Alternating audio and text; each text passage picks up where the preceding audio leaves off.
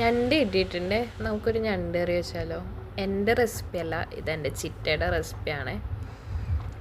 അപ്പോൾ നമുക്ക് ഞണ്ടൊക്കെ ക്ലീൻ ചെയ്തതിന് ശേഷം സവാള, ഇഞ്ചി, വെളുത്തുള്ളി, കൊച്ചുള്ളി ഇതെല്ലാം ഒരു ചട്ടിയിൽ ചൂടായി വരുമ്പോൾ എണ്ണ ഒഴിച്ചിട്ട് അതിലേക്ക് ഇട്ട് നല്ലോണം വഴറ്റി അങ്ങ് എടുക്കുക.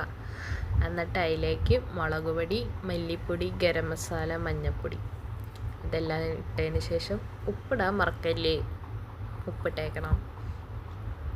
അതെല്ലാം മൂത്ത് വരുമ്പോൾ തക്കാളി ഇട്ടിട്ട് തക്കാളി ഒന്ന് ഉടഞ്ഞ് വരുന്ന പരുവാകുമ്പോൾ കിഴങ്ങിട്ട് കൊടുക്കുക, ഉരുളൻ കിഴങ്ങിട്ട് കൊടുക്കുക. അത് മിക്സ് ചെയ്തിട്ട് വെള്ളം ഒഴിച്ച് കൊടുക്കുക. വെള്ളം ഒഴിച്ചിട്ട് തിളപ്പിച്ചെടുക്കണേ.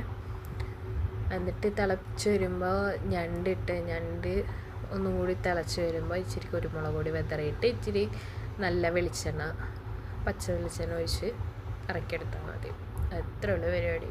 എന്നിട്ട് ചോറിൻ്റെ കൂടെ അങ്ങ് കഴിക്കുക.